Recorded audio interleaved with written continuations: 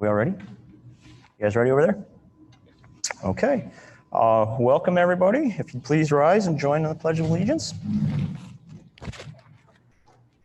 I pledge allegiance to the flag of the United States of America and to the republic for which it stands, one nation, under God, indivisible, liberty and justice for all.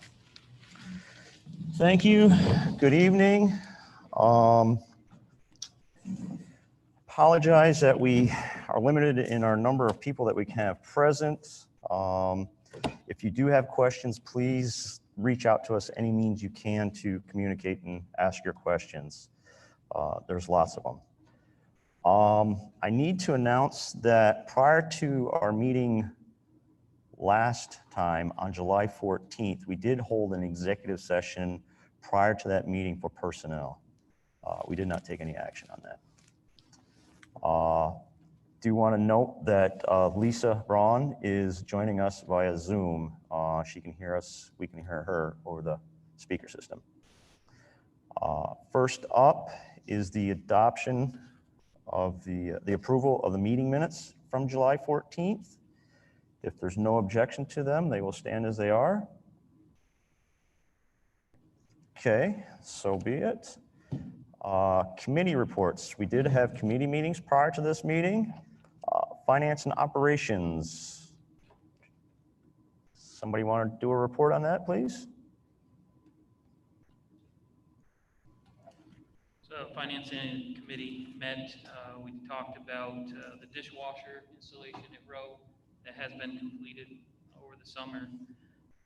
The terrazzo that has been being replaced throughout Lynch is almost complete, about 500 square feet left. And there has been grant money being used to purchase the needed supplies that were extra to get ready for the start of our school season. And that concludes my report. Okay, thank you. Any questions for them? Okay, personnel and policy. I can take that. We discussed increasing some of our staffing in an effort to meet the needs for the upcoming year. We talked about adding 4 additional part-time custodians and 4 additional network IT assistants to help support students and staff throughout the year and to provide for more disinfecting.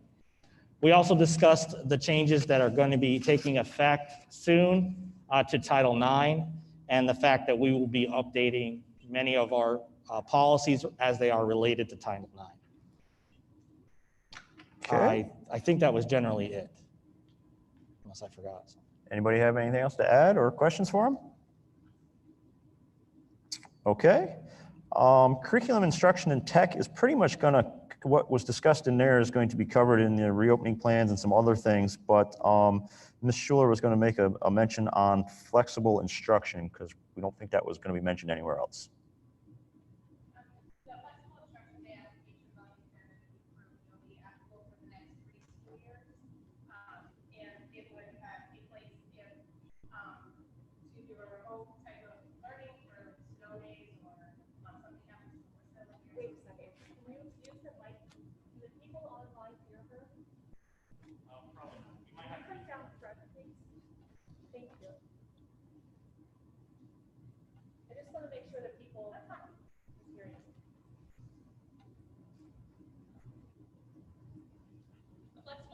Instruction Day application is on the agenda to be approved tonight for the next 3 school years. So it has to be approved by the local school board first before it's submitted to the Department of Ed. So it would give us up to 5 flexible instruction days. It is different than remote learning that would be applicable to closing for something like the pandemic. It would be an individual situation, whether it be weather related, whether it be a pandemic, not probably to the scale that we're experiencing now, whether a facility situation happens, water or fire to a particular building, things like that. It gives us up to 5 days. There are narratives, there are specific expectations of faculty and students, and we have to provide exemplary lessons in English, language arts, math, science, and social studies to the state for approval. So we will hear by November 1st. If the board approves it tonight, submit it to PDE by September 1st with approval from the state by November 1st. And then we could apply it to this school year and the next 2 school years. It's a 3-year cycle 5 days per school year. per school year. Any questions about that, folks?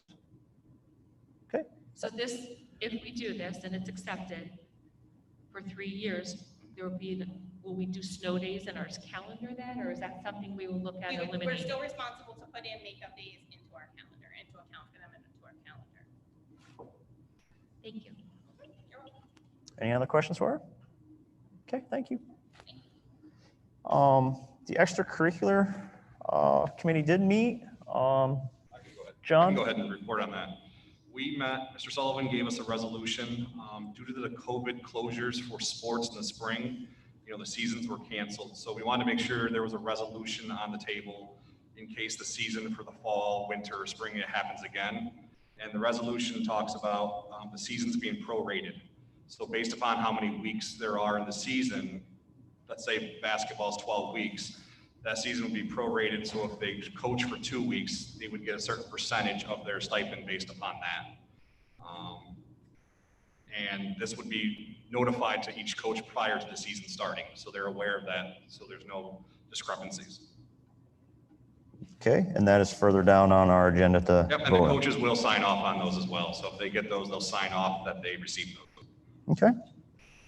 Any questions about that? All right. Next up, item 4, our big presentation of the evening. Craig, Mr. Toscano, floor is yours.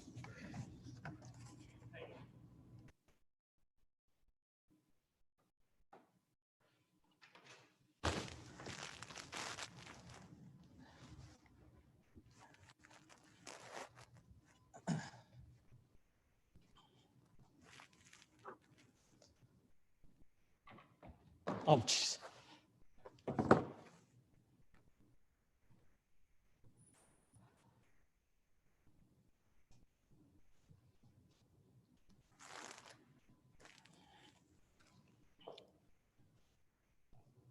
Okay, you guys should have either a paper copy in front of you, or you can view it on your laptops, I believe, as a tab.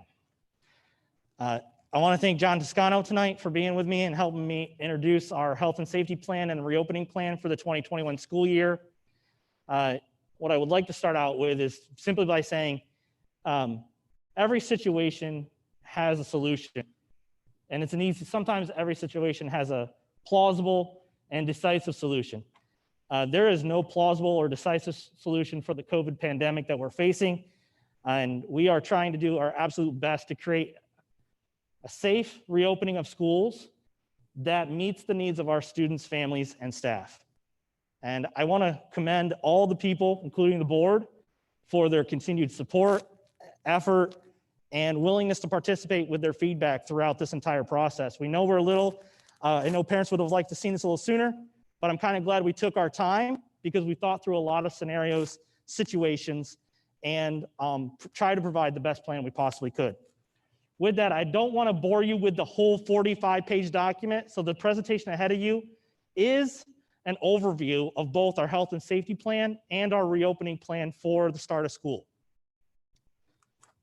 So some of the requirements that are in the plan is we have to have a health and safety plan. That plan has to be thorough and vetted by the board and approved at the state level, or not approved, but on file at the state, so it can be readily accessible. It has to cover many facets and answer many questions and concerns according to health and safety of students and staff. We're also including a phased school reopening, how we are going to open school and provide both in-person, hybrid, and remote instruction for our students in case we have to move into any plan. We are going to include an anticipated launch date, which I'm asking the board to change tonight in a memo requesting a calendar change. And we also want to take a few moments to talk about what the first week of school will look like and what the first day of school will look like for our students and staff.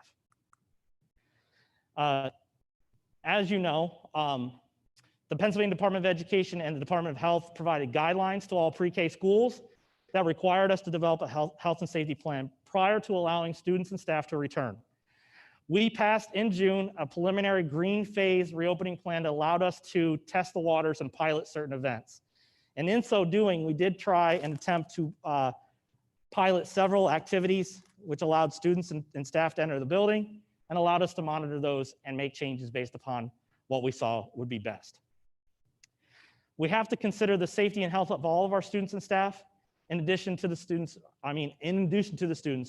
and we have to balance the educational imperative to open schools to in-person instruction. For us, the conversation took us in many directions throughout the several weeks that we've worked on this. We've met with many stakeholders. We've employed the pandemic team. We've employed the pandemic subcommittee teams. Admin and parents have helped us through the way. But we also have looked for guidance.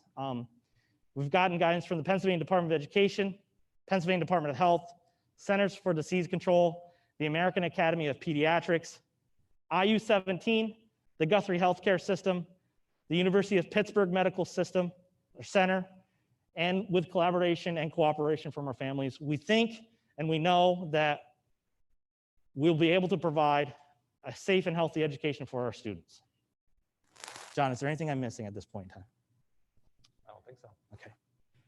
So we've taken a lot of guidance, and what we will tell you and be very upfront about is nobody is telling us you absolutely have to do things, and that would be very helpful for us.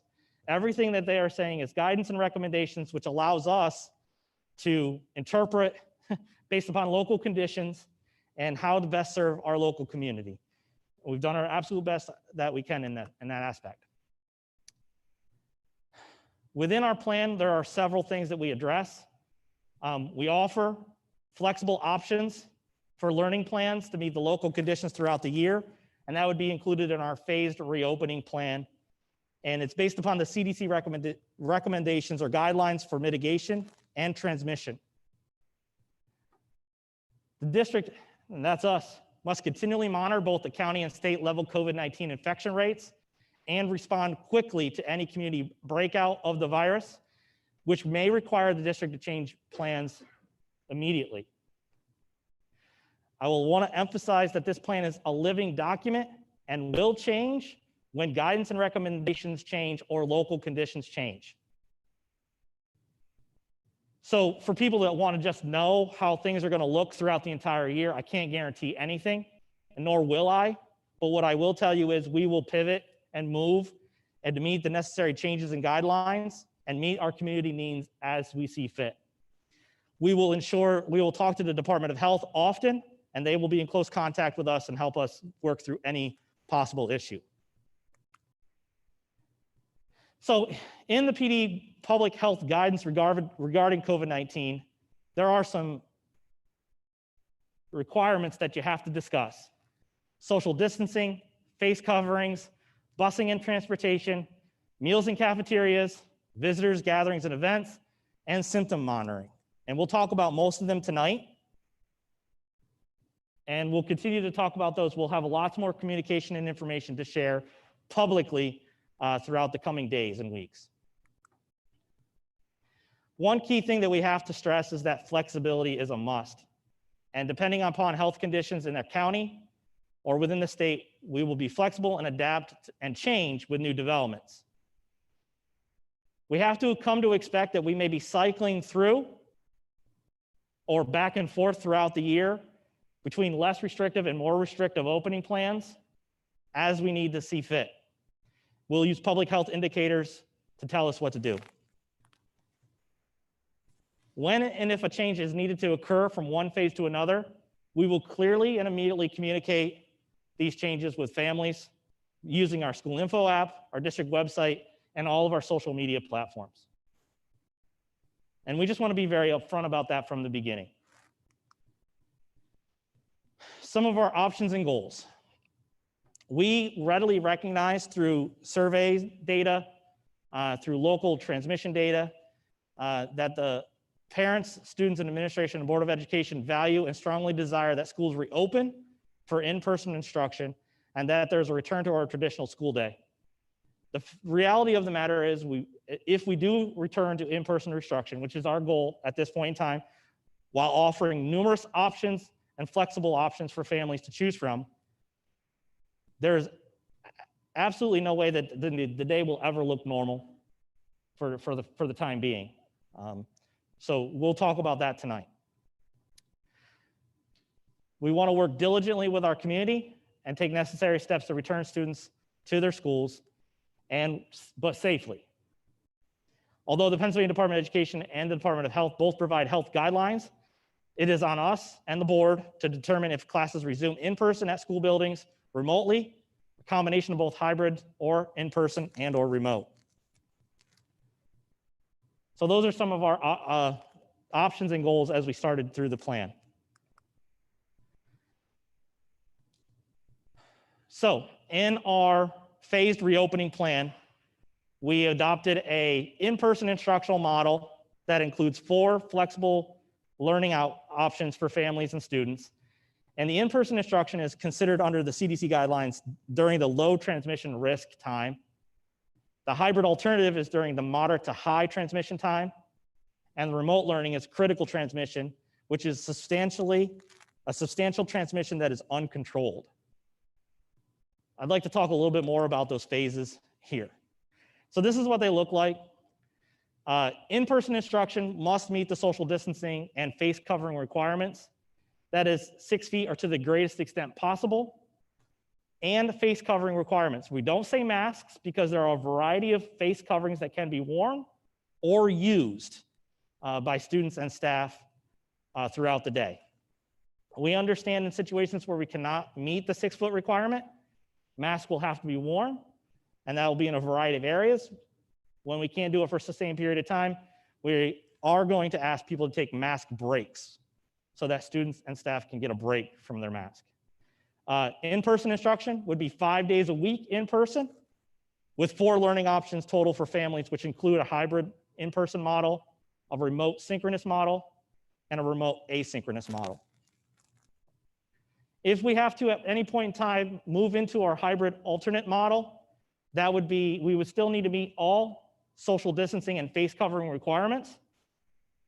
And it would be 2 days of in-person and 3 days of remote learning. We would still honor all remote learning options during that time period as well. And the way that we have designed the alternate schedule would be cohort A would attend Monday and Tuesday. Cohort B would attend Thursday and Friday. All students would have flexible learning or remote learning on Wednesday, and we would do a deep clean on Wednesdays in all the buildings.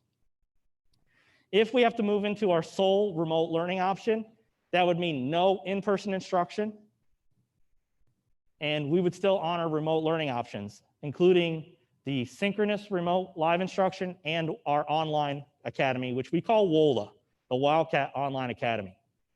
I will tell you, and I think we have a slide later to talk more specifically about the learning option. Can I add one thing about Yeah, go the ahead. hybrid? Thank you. One of the questions that we got quite a bit of from parents in our survey was if we do a hybrid model, going 2 days with one cohort and 2 days with another, would siblings or children that live in the same household be in the same cohort? And we worked, our secretaries and some of the folks from the admin building yesterday worked pretty much all day on dividing our students into 2 cohorts. They have put all siblings and students who live in the same household to the best of their ability into the 2 different cohorts together. If and when the time comes when parents receive that information, if for some reason one of their children is in, like if they have children in 2 cohorts, we would ask that they just contact one of their child's schools, and we will make sure to adjust that. But that was a concern for a lot of our parents with the hybrid learning, and we have definitely taken steps to address that. We might not have gotten 100% of the kids on the first pass, but if there are any issues, please just contact the school, and we will fix that for parents. Correct. So here's a better, more deeper look into what the in-person instructional model would look like. This is the minimal to moderate community school transmission. In-person instruction with social distancing and health precautions. Health to the greatest extent possible, keeping social distancing. It is the expectation that students and staff will follow these requirements to safely return to in-person instruction. And knowing that families have different emotions, beliefs, and concerns about in-person instruction, we ensured that we had multiple flexible learning options for all families and students to choose from. If you want to look at our hybrid alternate schedule, we designed that to safely meet the multiple health and safety guidelines. We will offer 2 days of in-person instruction, 3 days of working remotely to reduce the number of students in the buildings and classrooms. This change could happen based upon local data and local recommendations, or if the governor or state agencies, I shouldn't just put it on the governor, state agencies ask us to move into a different phase. Students, as John just mentioned, will be assigned to a cohort, and an alternate schedule will be given to them, and we'll make sure that we clearly communicate that with all parents and families. And again, I'd like to take a look at the remote learning option one more time. This is when schools are closed. Remote learning will still happen. Schools will be closed for in-person instruction, and all instruction will be provided via remote learning, whether that is digital or non-digital platforms. Provisions for student services such as school meals and large will continue, and we will also have to prohibit both large gatherings and extracurricular and athletic events. And we're going to talk about the remote learning a little later, right, John? I think I put the slide in there. Okay. If not, I will. What does online remote learning look like? After we were able to reflect on the spring's remote learning time, we recognized that we should invest into a different learning management system that can be used both for in-person and remote learning. So we are moving students and staff to use an online learning management system in K-2, which is called Seesaw, and for grades 3 to 12, which will be Schoology.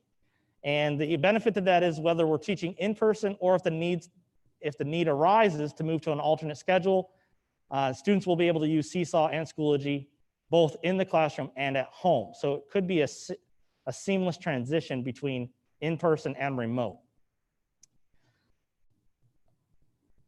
Is this different? One of the questions that have been asked about numerous times, is this different than what happened last spring? Yes, it is vastly different.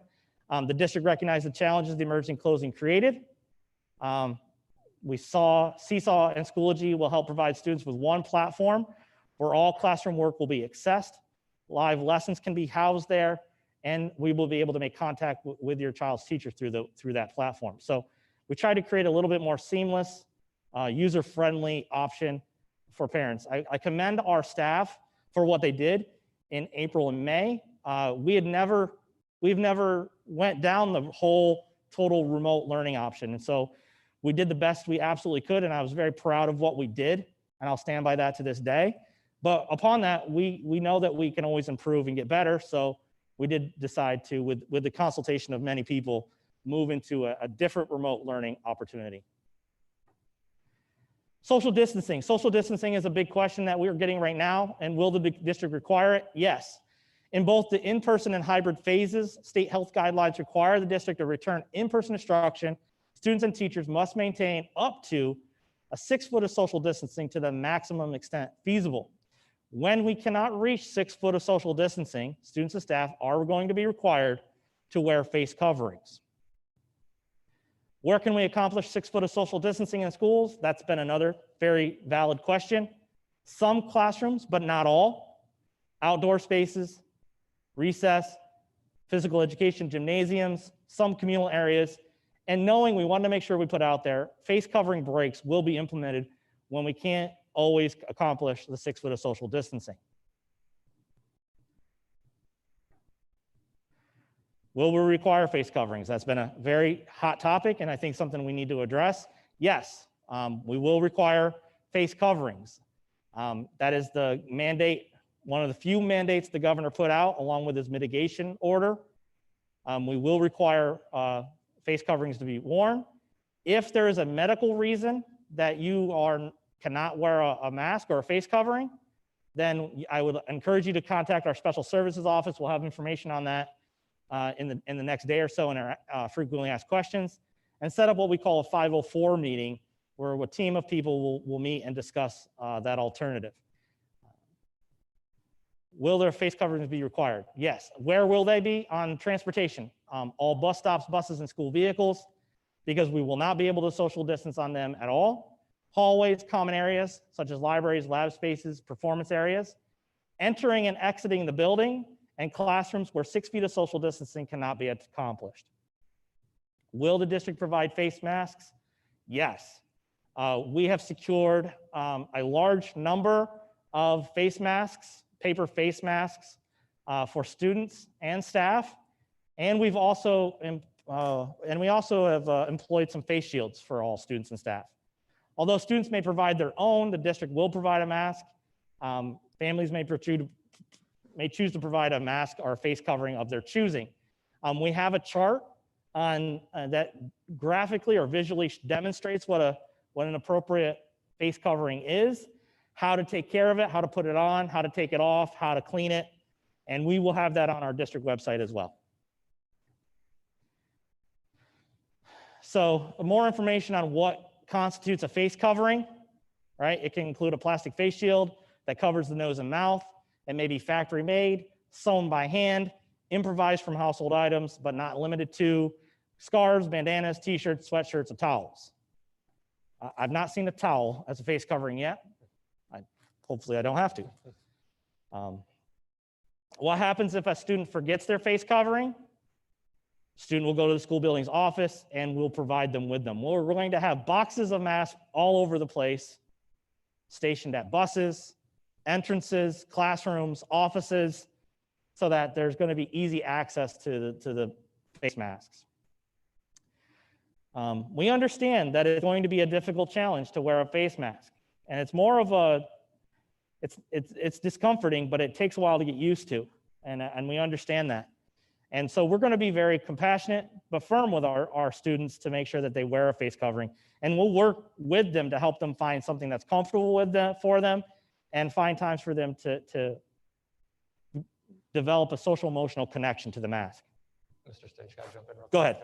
Just another word about the face coverings. Our current mandate from the state does consider face coverings as shields or masks. Since that mandate came out, we have learned that masks typically protect better than shields. So I would not be surprised if the next communication from the state maybe removes shields as one of the possible options. So that is a possibility we need to consider. We could also consider that the next mandate from the state might be that face coverings are not mandated at all. It really just depends on the information that we get. So I think when we're talking to our children, it's important to really, as we know, our kids take their cues from us. So we would ask our families to really stress the importance of doing this. So when the kids come to school, it's a lot easier for them. It's a lot easier for our adults to make sure that we're ensuring that the students are following that mandate. And we will have opportunities, as Mr. Stage said earlier, if we're in a situation with the classroom that does not have 6 feet of social distancing, where students will have that opportunity to take mask breaks. So it's not a situation where students will come into school at 7:45 and have to have a face covering on until they leave or when they get off the bus at 3:30 or 4 o'clock in the afternoon. There will be times when all students will be able to take those masks off throughout the day. So one of the things, Yeah, that's a good point. So in addition to the face coverings, we did order a plexiglass barrier for every student in the district. For those of you who remember back in school, it looks like those little carols some of your teachers would put up. So my teacher would give me one so I wouldn't cheat off the student next to me when I was taking a test.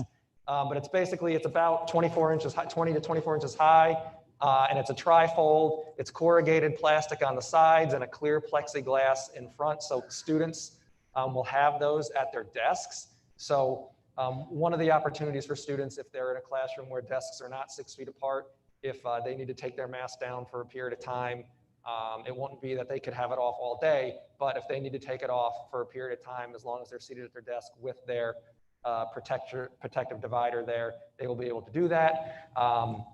They'll have the opportunity to have those with them at the high school and the middle school. The students will travel with those. At the elementary school, that they won't need to. And if we don't have all the plexiglass dividers in at the start of school, that's something that students will be able to bring to the cafeteria to help create another barrier between students throughout the school day. So Just on the securing of them, we are going to take delivery of all of those protective barriers tomorrow. For students, yeah. One thing we want to stress about face coverings is we want people to understand it's a right. We have, we're going to take a very compassionate but firm approach. Our thought is everybody has a right to be safe. So we understand that the idea of wearing a mask stresses people out for a multitude of reasons. May that be political, may that be just physical. But we want students to know that they have a right to be safe and wear a mask. And we're going to try to make it a positive experience throughout the school day.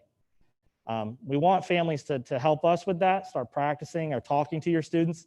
And we have a couple informational items that we'll post on our district website that will help you have that conversation with your child when it comes to wearing a mask on day one.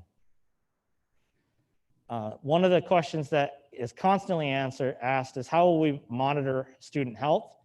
We're going to need help. We can't do it ourselves, and we're going to need help from our parents. So we're going to ask parents to take their child's temperature and use our screening tool to determine if a child should stay home from school. It's a very simple chart that we created. It's a graphic chart that allows them to go over and see what symptoms might require them to stay home. We also have downloaded an extension onto our school info app. If you downloaded our app, the Athens Area School District app, there's actually a screening tool on the app that you can do just by using your smartphone. And we'll provide a lot more information on that in the coming days, including an instructional video. Any student that has a temperature higher than 99.5 on a touchless thermometer or 100.4 on an oral or ear thermometer must not be sent to school and should stay home until they are fever-free for 24 hours without medication. This doesn't change. This hasn't changed in our policies and protocols at all. Anytime a student presents a fever in school, we ask families to keep them home for at least 24 hours after they're fever-free before they return. So that was the guidance that we were given, and we already practiced that anyway. What happens if a student has symptoms of possible COVID-19? We will discreetly remove the student and move them to an isolation area. We'll have a school nurse do an assessment, which includes taking the temperature of the child and checking for other symptoms. And then we will ask them to be sent home until they are symptom-free. If they present multiple symptoms for COVID, we'll ask them to go be screened by a medical professional, but only during those times. We understand that lots of kids are going to come to school, and lots of them are going to be not feeling well. And that not feeling well does not necessarily mean they have COVID-19. It simply may mean that they don't feel well. However, we're being very proactive about this, and we're going to ask parents to keep them home. One of the big concerns that parents have is, what about attendance? What about attendance? Am I going to get in trouble? We're going to be very flexible on attendance. We would rather have your child stay home when they're not feeling well, and we can catch them up when they return, rather than having them come sick and create an issue. So rest assured that our choice would be for you to keep them home, and we'll worry about getting them caught up when they get back.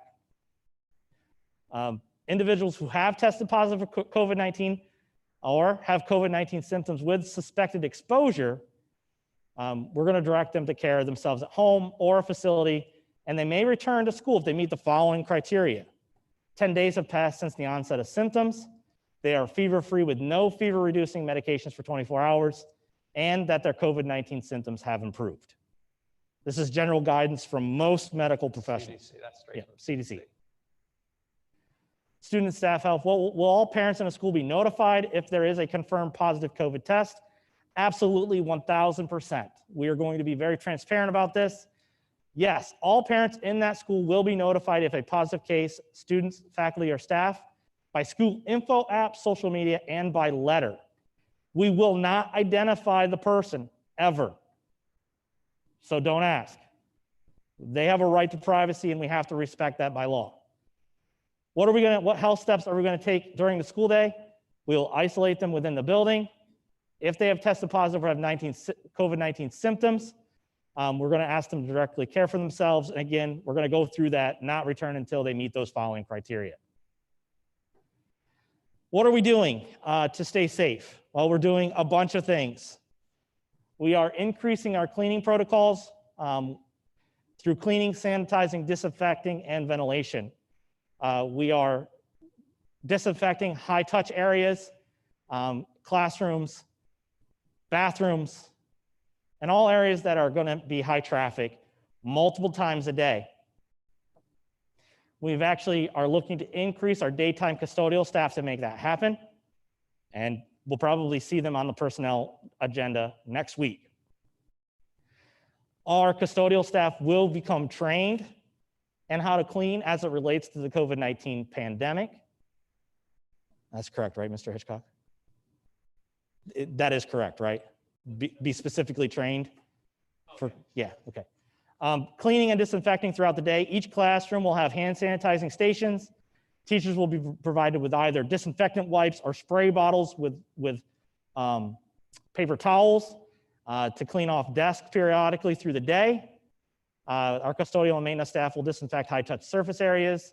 We're using an electrostatic fogging machine that is EPA approved to disinfect all of those high traffic areas.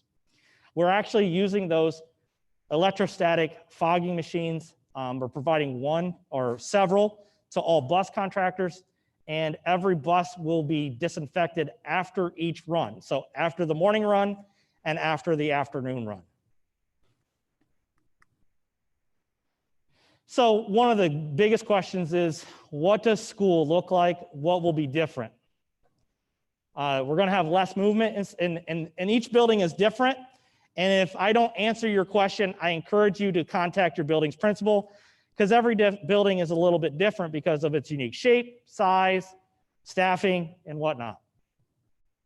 So in the elementary, here's some general ideas of how the day will look. There's going to be less movement throughout the building. Breakfast and lunches will be served in classrooms. Face coverings will need to be worn possibly inside and outside of classrooms. For example, hallways, walking to the office, entering and exiting the buildings, in the bathrooms, etc. All drinking fountains will be replaced by touchless bottle filling stations. Recess will happen. However, we're not going to allow playground equipment to be used at this time. And we're going to work with our staff to come up with other ways to have a good time at recess. Sharing of materials will also be limited. To that end, I do want to let people know, in concern of the drinking fountains, we are going to provide a water bottle that they can put their name on, and it'll be theirs to use, and they can take it home and bring it back for every student. In the middle school, it'll be highly monitored movement within the buildings. Breakfast will be served in classrooms. Lunch will be eaten in 2 cafeterias and the LGI. So we're going to space people out in multiple locations. Face coverings, again, will need to be worn possibly inside and outside of the classrooms. Drinking fountains will be replaced by touchless bottle filling stations. Students will be provided time outside after lunch. They've always done that at Rowe, and they feel they need to continue to do that. And again, sharing of materials with a period, I don't know why that's in there, sorry, will be limited. Some of the changes at the high school, monitor movement inside and outside of the buildings. Breakfast will also be served in cafeteria. They'll come in and grab a grab-and-go breakfast. A lunch will be in the cafeteria, and we'll be setting up an auxiliary cafeteria in the old gymnasium. Face coverings, again, I don't want to repeat myself over and over again. One of the things on the changes on the list that are not listed is that we're going to create one-way hallways so that traffic can be going one direction. And I believe stairwells at the high school as well. And there will be up stairwells and down stairwells at the high school. So we'll create a one-way traffic flow as much as possible. Mr. Stage, one other change for the secondary level that we didn't get on the presentation that we finally decided upon this afternoon is that we're going to offer a clear backpack to. Oh, yeah. There's a model right there up on the stage, but we're gonna offer a clear backpack to all secondary students. We want to limit the proximity of students in the hallways and with the lockers on top of each other, that would create a fairly unsafe situation. So students may only go to their locker once or twice a day, and they'll have the option of, parents would certainly be welcome to purchase their own clear backpack, but we will offer from the district to anybody who needs one. That way we can have students be able to carry their materials, but still have the added safety measure of being able to see what's in their bags. Thank you, Mr. Scano. I'm glad you mentioned that so I wouldn't forget it. And that will be at the middle school and the high school, right? Correct, 6 to 12. I'm gonna slow down. We're almost near the end. Communication is gonna be key. How we will communicate. We're gonna use multiple communication channels to announce our plans, that our community is well informed. We're going to use multiple methods. We're going to put out news releases to our media outlets. We'll keep all this information on a separate tab on our district website. The tab is the COVID-19 resource tab. If you log in, it's on the left-hand side. I know that on the computer version. I'm not entirely sure where it's at on the mobile version, but I'll make sure that that's available for everybody as well. We're going to send push notifications using our school info app. We're going to develop an FAQ that will sit on our website, which will be updated often. And our health and safety plan is going to be linked to our social media, and which is basically Facebook for us. We're also going to mail information home ahead of time of anything that's going to happen in terms of changing the school day. One announcement I do want to make with the board's permission tonight, we are going to change the start of school to August 31st. We're moving from Thursday, August 27th to Monday, August 31st. And the one additional thing that we are going to do during the first week, so starting August 31st, we're actually going to bring half the population in on Monday and Tuesday, and the other half in on Wednesday and Thursday. There's some very distinct and clear reasons for that. We think it's necessary for us to provide time to set expectations, discuss all the changes that are going to be made, work and distribute technology, and make sure that everything is up and running. The first day of school is always very, very hectic, and we need to do that as smoothly and positively as we can, and we feel it's best to do that in smaller groups for the first week of school. It is the intent on September 2nd that we'll then have all students in. Oh no, 8th. On September 8th, all students will be in our 5-day in-person model, or any of their learning options will start at that point in time. So our first week will look different than any other week. We're going to provide more information. You'll get that from your building principals, the expectations, what's going to happen those days. That'll all come from building principals in the next several days, right? Right, so cohort A will start on the 31st, they'll come 31st and the 1st, cohort B will come the 2nd and the 3rd, all students come in the 8th. And another thing that Mr. Stage didn't mention, one of the reasons we wanted to go with the hybrid opening is we've spent the last 6 months planning for the first day of school, and we have all these great plans in place, but once we get all of our students in, we might have to make, and I'm certain we'll have to make adjustments. It'll be a lot easier to do that with half of the population versus all of our students coming at the same time. Plus, it'll give us an opportunity to kind of test out how the cohorts work in case we have to make any changes throughout the school year to a hybrid model, which could certainly happen. We want the school year to be successful, and we want kids to be in school, but we want everybody to be safe. And so we want to be very deliberate and slow on how we open school. We have done this for kindergarten students for Several years. Decades, I think, or maybe not decades. I might be overextending, but I've known it's been done for years. It helps with the transition. Students are going to feel a lot of emotions on that first day because it's going to look different. It's not going to be bad, but we want to make it a positive experience in that first week, so that when they come back, they're going to be more willing to engage in what they would need to do, and that's learning.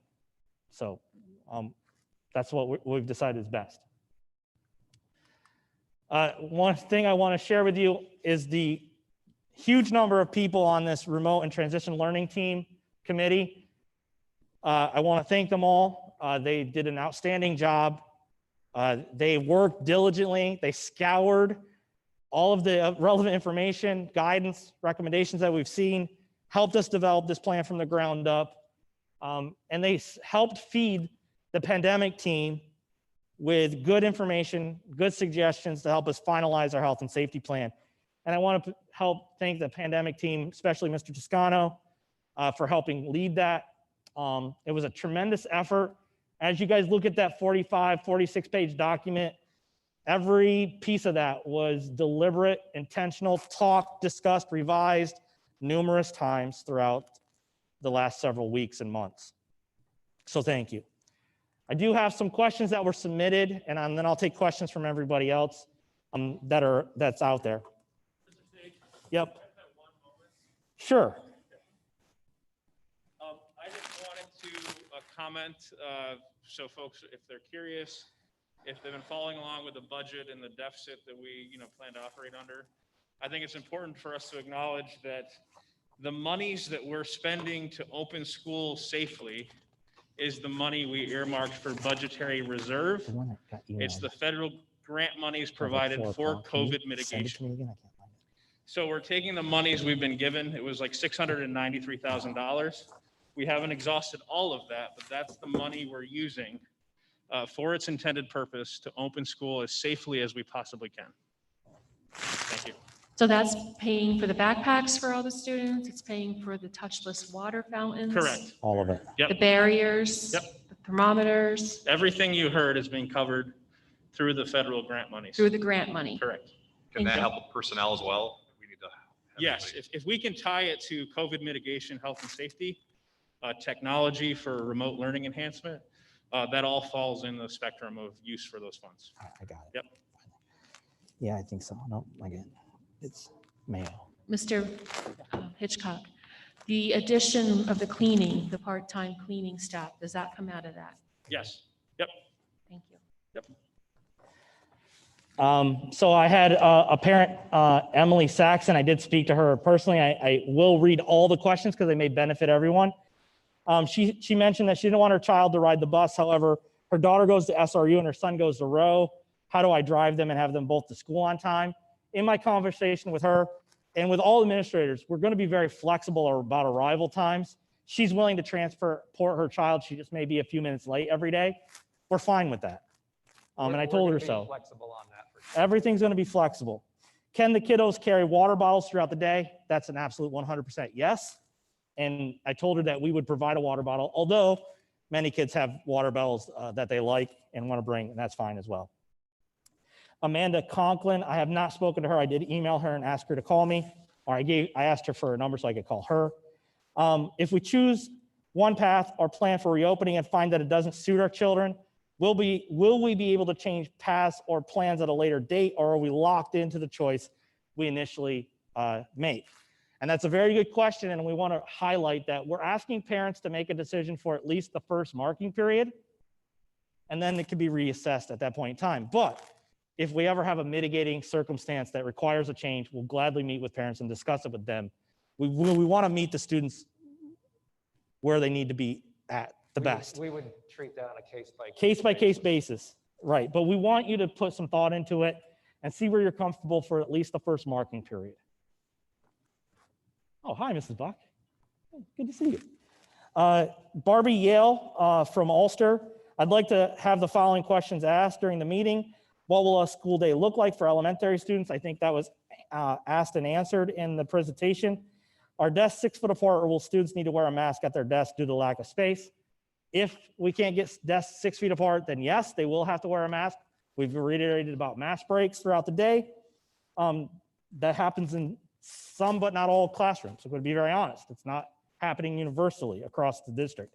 Some buildings more than others. I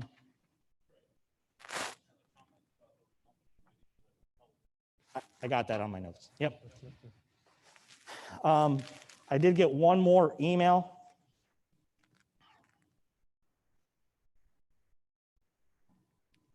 And I'm trying to bring it up. Hopefully I didn't delete it.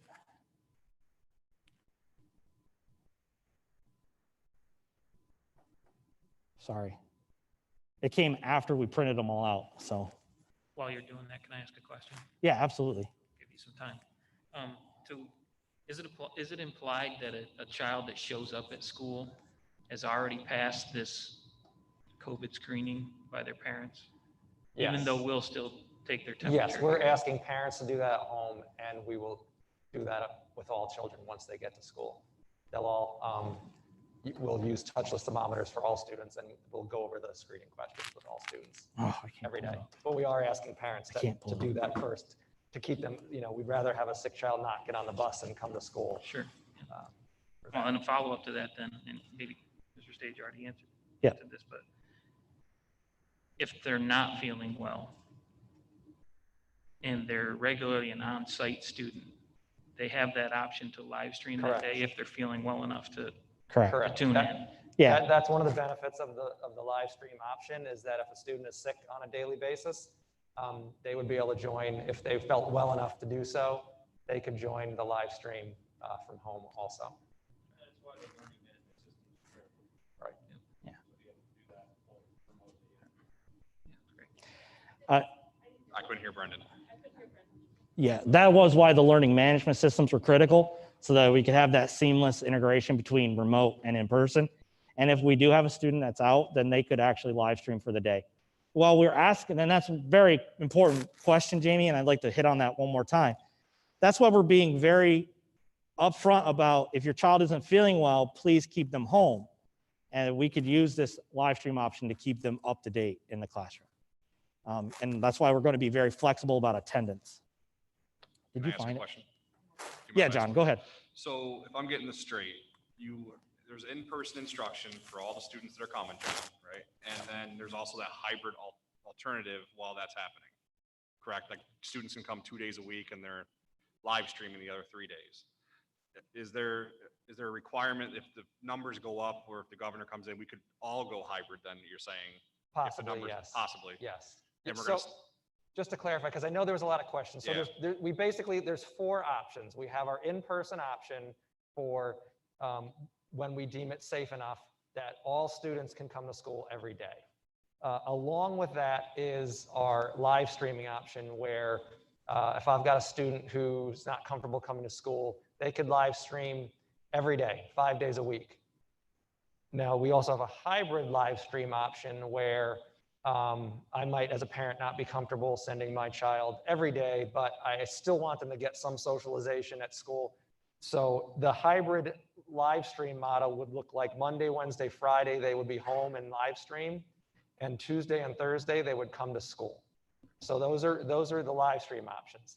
The hybrid model, where we have the 2 cohorts, that would actually be a shift for the entire district if we needed to, based on conditions either in the school district or in our community.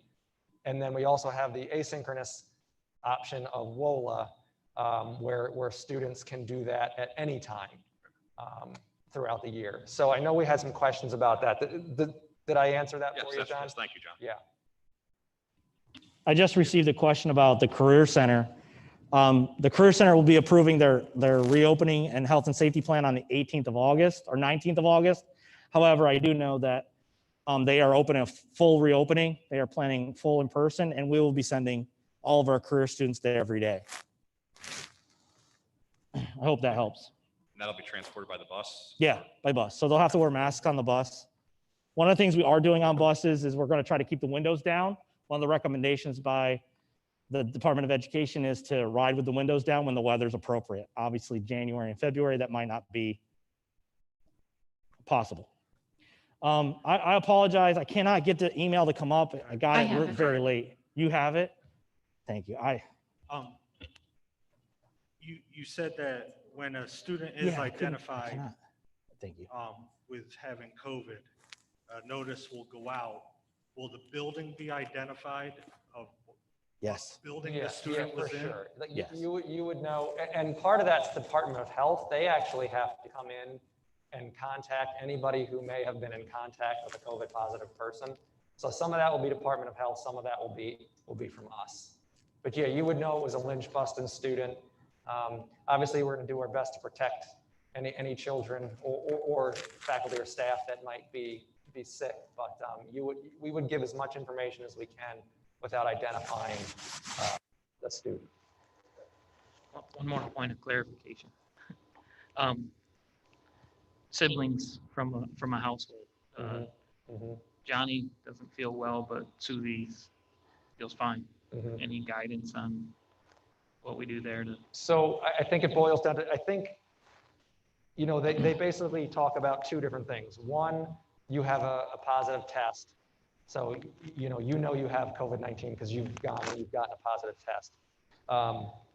Two is anybody who's showing symptoms, who's been in close contact with somebody who we know is positive for at least 15 minutes. So if you as a parent have it and you know one of your kids is not feeling well and is showing symptoms, then they're going to need to follow that protocol of 10 days of quarantine, 24 hours fever-free, and improved symptoms. If you have a child who's not showing any signs of illness at that point, we're probably, if they've been exposed to it, they're probably going to be asked to stay home as well. And that's, again, you know, those parents that know me, and really all the administrators, we push very hard for kids to be in school. It's important for kids to be at school every day. But in current situations, we recognize that that's going to change a little bit, and we're going to be lenient in terms of those parents who know and have been through our truancy protocol.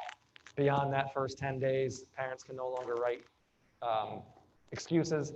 We're going to be flexible on that in terms of we're not going to require doctor's notes and things like that because we don't want parents sending kids to school if there's any you know, we want to minimize whatever risk we can to the students, the faculty, and the staff in the buildings. Thank you, Kathy Jo. We received an email from Jeanette Mayo, 225 Longway Street in Athens. Our question is, what will the school year look like with social distancing protocols that are being put in place if kids attend in person? I encourage her to check the video that we'll publish tomorrow evening. Targeting tomorrow, but definitely out this week. It's a good demonstration of what the school day will look like for both students and staff and how it will be different and the same at the same time. Will there be repercussions or consequences for children when they are not following social distancing guidelines? If you're talking about kicking them out of school and punishing them by putting them in ISS, I think it's going to be case by case, but we're going to take the approach of trying to approach them in a positive manner about setting the behavioral expectations, talk them through the decision-making process, or hold them to consequences. I think it's absolutely only if they are habitual and absolutely not willing to work with us. We do have other learning options available to them. Does the Wildcat Online Learning Academy run on the same program that was used during the remote learning when school was first shut down? Yes and no. For grades 6 through 12, that is correct. For grades K through 5, that is not correct. Edgenuity is our host for our online academy. And while that platform is the same for grades 6 to 12, in the elementary, we used Odysseyware. That will not be used. We'll be using another program called Accelerate. Accelerate is a lot more well constructed for elementary age students, and it includes actual workbooks if needed. If a parent decides to use the Wildcat Online Learning Academy for their children, is the school still open to them as well, the teachers, if they need additional resources? Absolutely. We provide assistance. We assign teachers to help facilitate those courses. And it is not exactly the same curriculum, but it is self-paced and aligned with our curriculum. If a parent decides to do the remote learning option where they attend live Zoom classrooms, is the lesson going to be recorded in case there's a connection error so the child can watch again later? That is correct. It will be. Parents decide to go with the online learning academy versus the online live or vice versa. If it's not working for their child, are they allowed to switch? We will address that on a case-by-case basis with every family. We want them to be successful. That's our main goal. Mostly, I think a lot of us parents and the students want to know what type of socialization will the kids really be getting in school if they have to stay 6 feet apart and wear face masks for the majority of the day if there's not room to social distance. They're absolutely going to be able to interact with their peers. They may have to interact through a mask. We're all interacting tonight. We're all socially available and present, and we're still able to accomplish that. It might be with a mask on, it may be from a distance, but those things are still going to take place, and still, The socialization that students need will still happen. It might happen with a mask on. I don't think that's going to change greatly. Mr. Toscano? No, and you know, in a regular classroom, you know, kids might be, their desks might be 4 feet apart right now. So it's not like if we try to get that to 6 feet or more in a classroom, you know, it's not going to be a drastic difference. The face covering is going to be the biggest issue. Limited sharing of materials, you know, some of the instructional practices that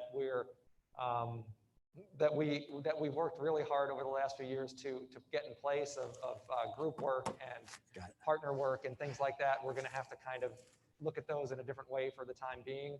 But otherwise, the school day should look very familiar to our students. Yeah. A question just came in at 7:30 about plexiglass dividers, noting that students are rough on them. Have we ordered extra? We have ordered a significant percentage more so that we have some extras available. Lost, broken, damaged. We're kind of prepared for that. That kind of happens with all materials when you talk about students. Other questions? Do you guys have questions? I know there's a visitor comment period, but maybe this will be more appropriate. Thank you, Kevin. I'm sorry. Maybe you said this and I missed it, but what will the mask breaks look like? Will they go into the gym? I think it can look different ways. I have my faculty meeting today. I encourage them to take their kids outside for 10 or 15 minutes and get 6 feet apart or more and take them off, weather permitting. It might be a case where, again, they're in their classrooms. Let's say my desks are only 4.5 feet apart. If they're seated at their desk, they have their plexiglass cover up. If they need to take their mask down for a few minutes, just to help them out. Or like if I'm doing a direct instruction lesson with my class and I'm asking questions and a student wants to take their mask down to answer the question, to help the communication, you know, things like that.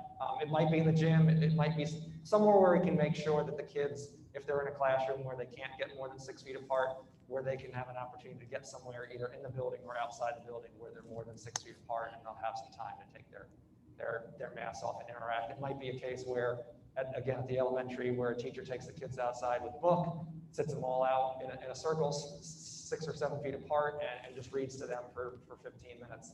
Doesn't read aloud or something, where they can do that. We received a question. What happens if a student who tests positive or feels sick and is determined to have COVID-19, what happens to the students who are in contact? That is where the Department of Health contact tracing kicks in.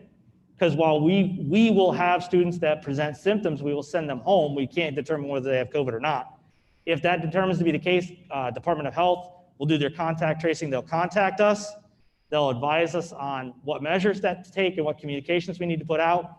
And the Department of Health or the community and municipal health departments will do the contact tracing. So they'll do the direct contact with anybody who's been in close contact with that patient. And we'll go into our mitigation matters, whether we we'll work with the Department of Health and whether we have to take a periodic break for an in-depth cleaning, shut down a building, or all schools, depending on how many people were possibly in contact. Like I said, school is going to be very flexible, and we have to stay flexible because we want to be safe. And a You lot might of have those mentioned decisions. this already, but the ventilation systems, are we putting in the different MERV filters in there? Are we keeping the air conditioning on? Correct. So air conditioning units at Lynch and the high school will be on and running. We have upgraded our MERV filters to the highest extent we can possible. I think it's MERV 11 because I think that's all our Univent systems will handle.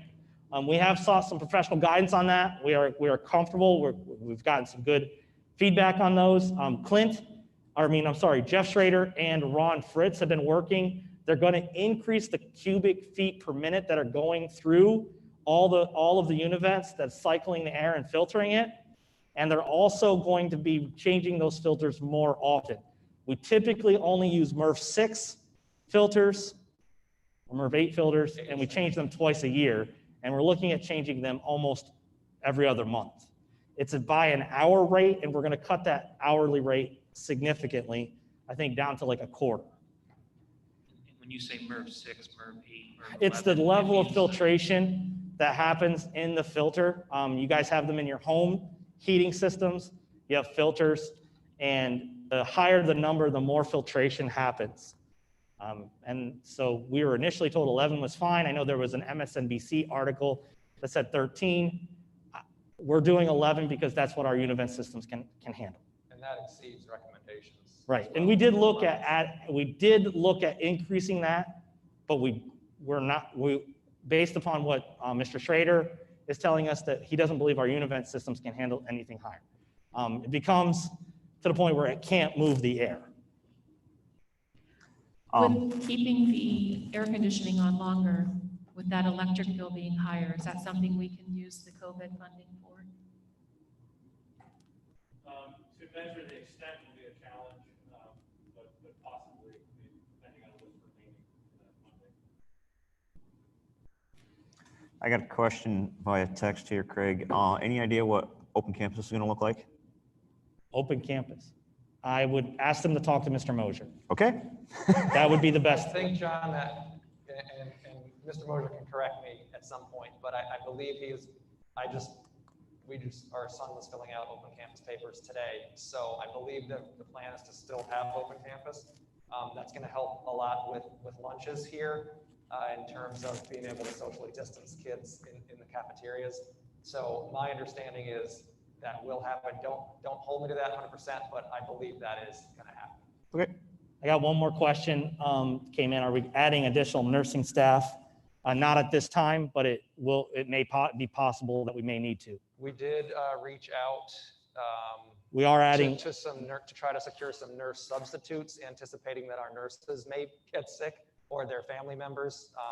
Some of our nurses have young children, so we want to make sure, because right now that's a challenge when the nurses are out. Typically the front offices become the nursing staff, and that's not going to work given our current situation. So we have reached out to try to secure some more nursing substitutes. And we did discuss adding additional nursing staff, but we felt that we could increase our pool of substitute nurses and use them on an as-needed basis, rather than fully staff a nurse that may not be needed throughout the year. I'm sorry, Mrs. Smart. Had a question. You talked about increasing the custodial staff and the cleaning in the schools. Will there be, who will be responsible for cleaning in classrooms where the children are rotating in and out, such as the middle school and the high school? Will that be the teachers, or will that be the students themselves as they enter the classroom? What's the process going to be for that? So in the high school where they're changing classes, they will, we talked about a number of different options. And I think what we finally decided upon is the teachers will be given bottles of cleaner. And at the end of the period, they're going to spray the desk real quick, and the students will wipe it down. Because it's just not realistic at the high school to keep kids together, because the cohorts change every period. So it's just, there's no way to do that. So we felt like we talked about wipes and things, and I think we decided if we got wipes, it would cost about $1 million to use wipes. So we ended up deciding upon like the cleaner that we use for the cafeteria tables, that kids are, oftentimes we have kids help with that because they like to do that, at least at my level. So we'll just have the teachers spray the desks down real quick. Students will wipe them down real quick on their way out the door. And because there's not really any way else to handle that with having kids in the buildings. I also have a question about visitors and volunteers in the buildings and what the policy is going to be on that. Obviously, the volunteers, also even just in the mornings, play a huge role in getting kids out of cars. And you imagine there's going to be more kids being dropped off at the school as well. What are the plans for these types of individuals? As of now, there will be no non-essential visitors in the buildings, and that would include volunteers, unfortunately, even though I could argue that they're absolutely essential, but we're not going to have volunteers in the building. I was talking with the PTG at Lynch, because that's the biggest issue is the student drop off at Lynch. We have probably 5 or 6 volunteers every morning. We were talking about kind of doing away with that as it was, because it's getting harder and harder to secure volunteers. Mrs. Buck was really good at getting folks to get up early and come into the buildings, but it's getting harder to do that now. So we will just shift some teaching staff. I may shift some support staff schedules. Kids will probably be getting themselves out of the cars this year, as opposed to being let out. But yeah, at this time, we're not going to have volunteer. Only people coming into buildings are people that we deem essential, mental health workers, things like that. Social CSS workers. workers, BIATA nurses. BIATA nurses. Or if parents say if they have an IP meeting or something like that, that's pre-scheduled. Otherwise, we'll deal with everybody in the vestibules in the buildings. Are there any special provisions for a couple of the buildings that don't have air conditioning? Yep. Everything will be done by case basis. All teaching staff members who are asking for any reasonable accommodations can talk to their building principals and they will be made. We were very insistent on reasonable accommodations. So we want people to, no matter how minor, we want to be able to meet their needs. So any accommodation, they have to talk to the building principals. And we've discussed, we have a very long list of items that we'll accept and some criteria to accept them, but it's going to be case by case. I did receive a question, and can you please cite and post the documents from the state? You're saying direction is coming from that state's masks and plexiglass dividers are required. There is no requirement for plexiglass dividers. It's a recommendation. It's an additional safety measure that we feel it's necessary to take to keep staff and students as safe as possible. The universal face covering order issued by the governor on July 2nd is the guidance that we are required to wear face masks in schools when we cannot meet social distancing requirements, which is 6 feet. And it was very clearly outlined in many of the PDE guidances. We actually, I think that's a great question. We'll put that link to the PDE guidance on our website, but it's easily accessed. Thank you for that.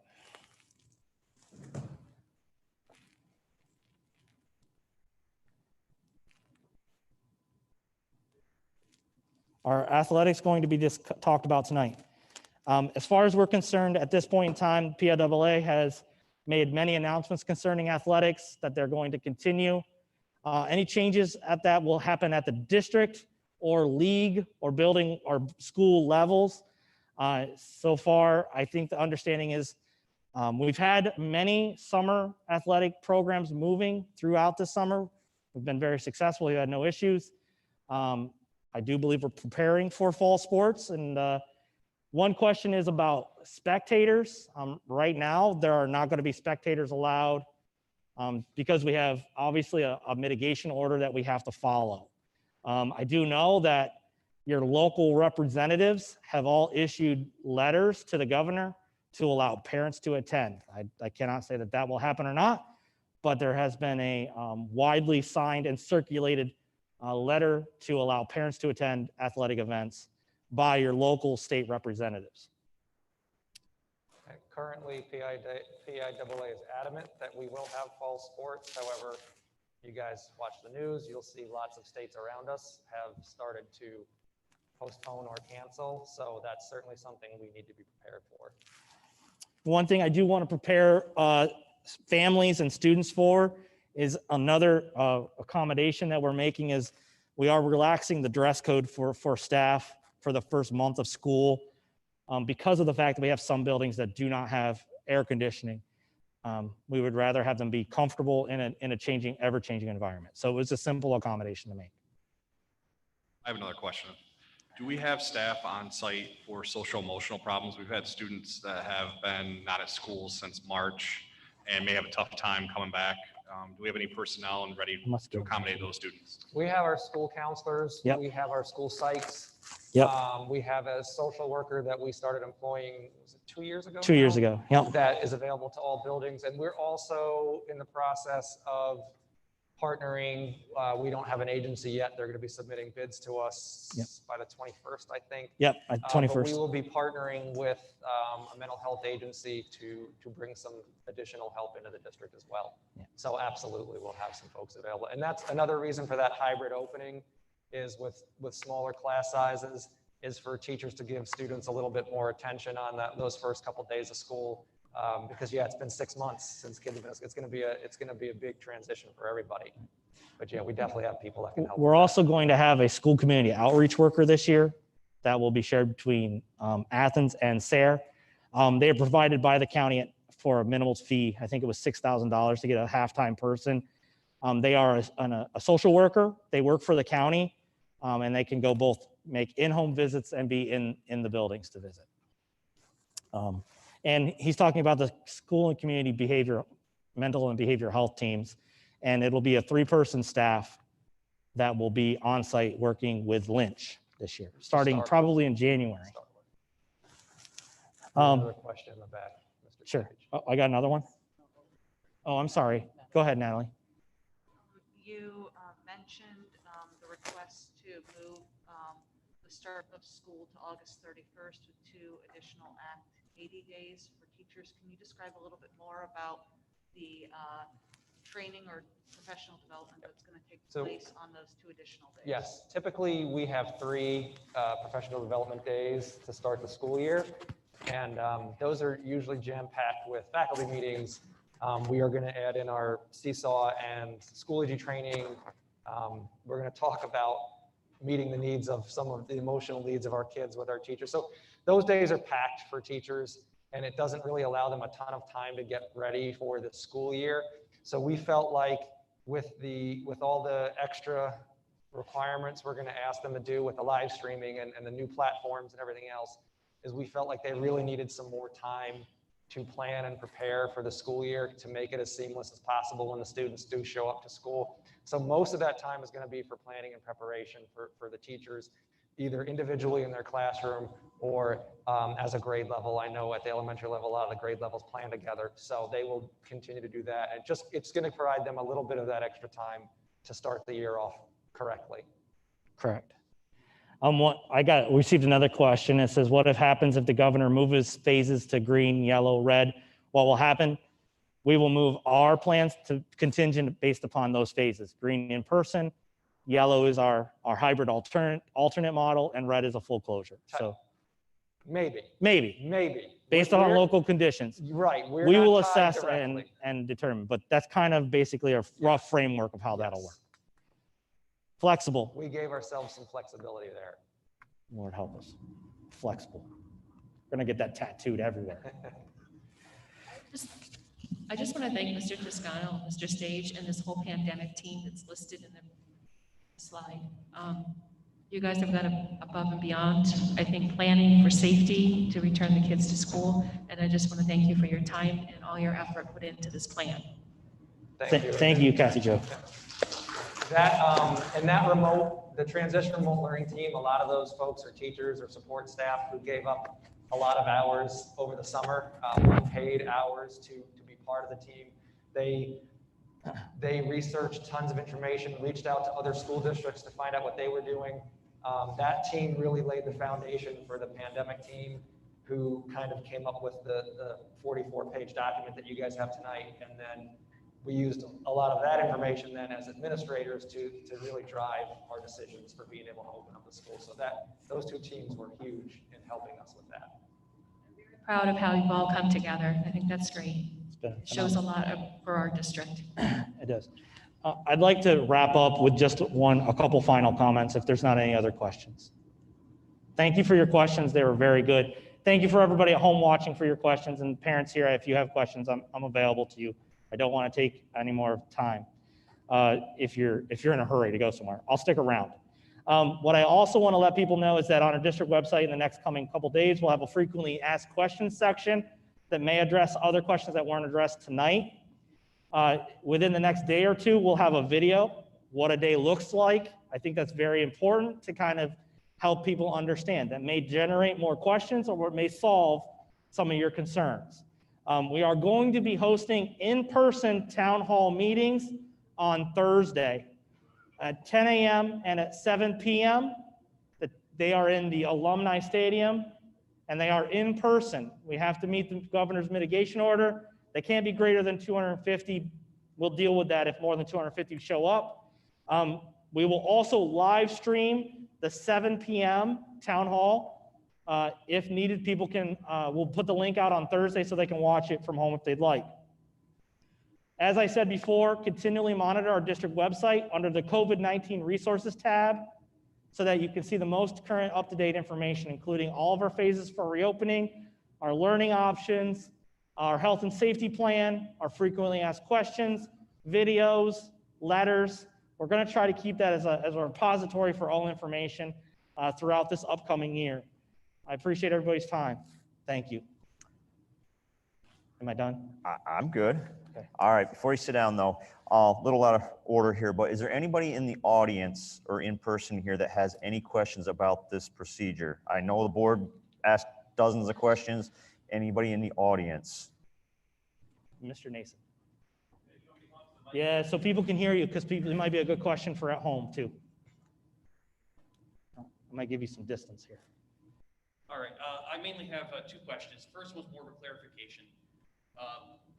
If you have a student that has a fever, and Sure. let's say he wakes up in the morning, has a fever, do you want the parents to keep everybody home, or? No, Okay, no. If that's their only symptom, send the other kids. If okay. they present with multiple symptoms on our chart, then yes, keep everybody home. Or Mr. Nason, if you've been around somebody who you know is COVID positive, then and one of your kids is Yes. showing a symptom, Right. then I would say probably yes.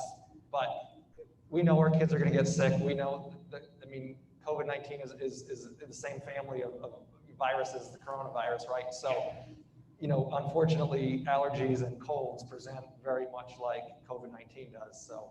Right, but if there's no reason to believe. Correct. Because we don't get around. Because kids are going to get fevers just 99.9 out of 100 times. It's going to be a run-of-the-mill fever. They're going to be sick for 24 hours and they're fever-free now. You can get them back to school. All right. Yeah. Even though you're sending children to school that may be sick, we're still going to be wearing masks. We're still going to be trying to physically distance. We still have physical barriers in place, and we have a lot of safety measures in place. So we understand that that may happen, but we hopefully all other measures will help limit that. Okay. And then my other question is with regards to some of the, I don't want to say extracurricular, but like music, band, chorus, Yep. shop class. Yep. Are those still going to occur? Yep. Or is that? I'm Nope, sure those they're are still a little occurring. different, but- At this point in time, they're going to look different, but they're still going to occur.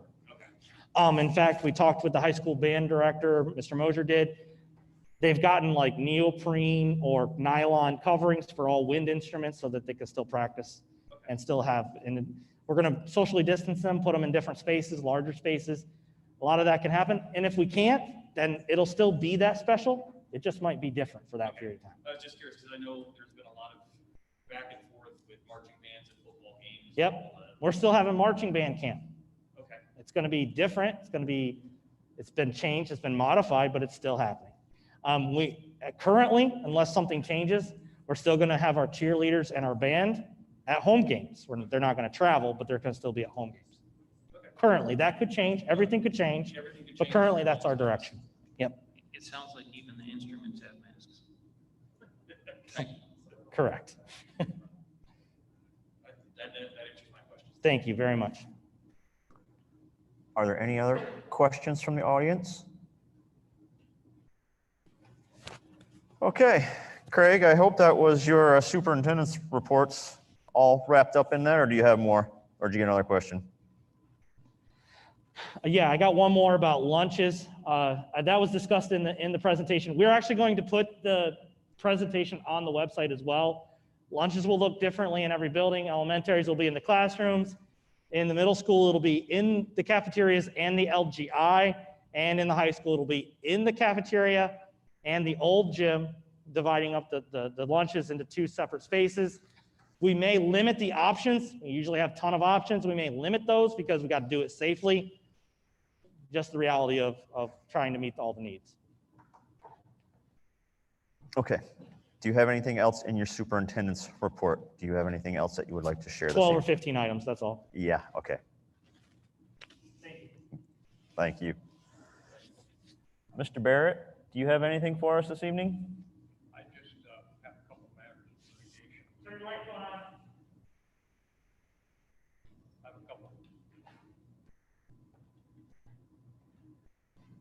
I have a couple matters of litigation which we hope to finish up in the next 30 days and get them resolved. That's all.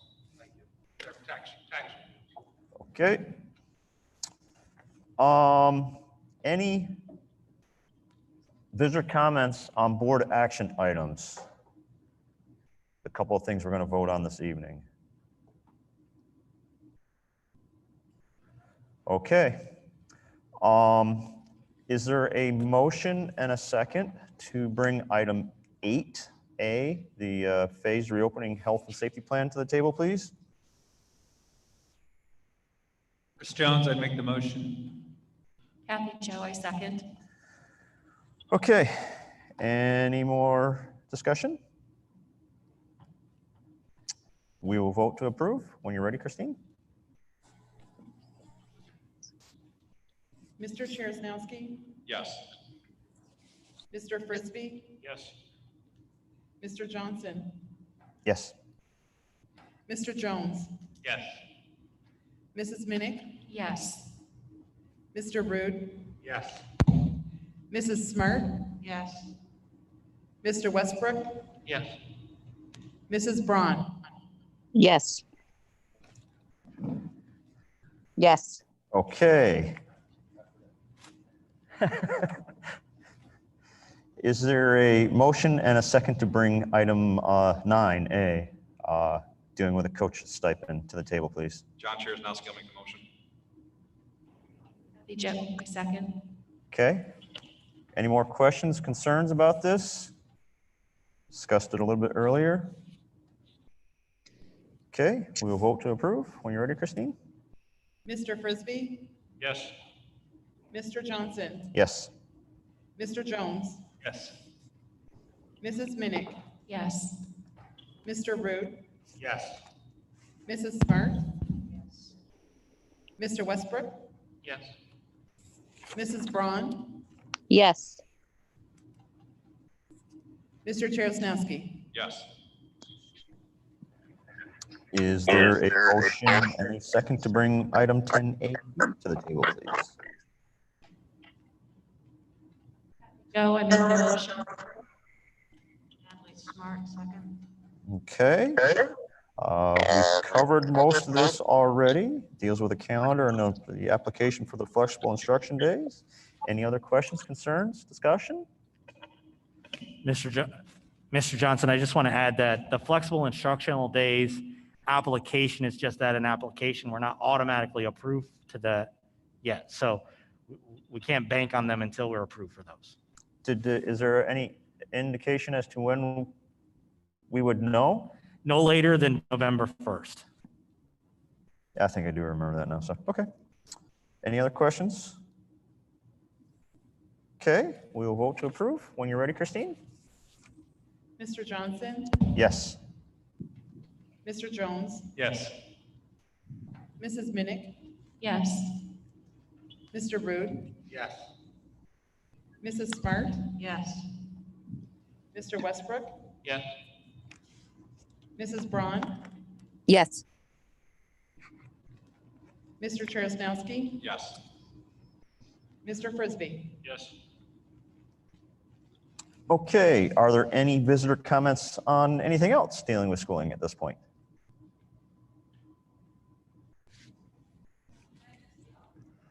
No, I can't hear you.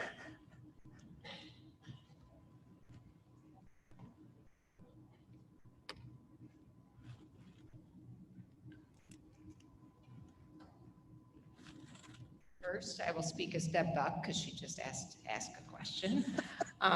Confirm the dates of the town hall. Thursday. Thursday. This Thursday. This Thursday. 10 and 7. 10 o'clock, 10 a.m., 7 p.m. You're welcome. The 7 p.m. will be Live stream. live streamed. We put a post out on Facebook, Deb. Share it. Yeah. Thank you. I just want to thank everybody, the school board, John and his whole team, all the teachers that are going to go back. It's a huge relief. We appreciate it. Thank you. Thank you. Joe? Any other questions, comments? Okay, I am not aware of any board communications at this time. No discussion, anything else anybody wants to talk about? All right, our next meeting, we are back here again next Tuesday, August 11th at 7 p.m. right here. We got to approve our financials, and we have some personnel we have to approve. Should be a relatively short meeting. Huh? Okay, for personnel. Okay, we will have an executive session afterwards. I'm promised to be brief for personnel. I tell you, Craig. If there is nothing else, meeting adjourned.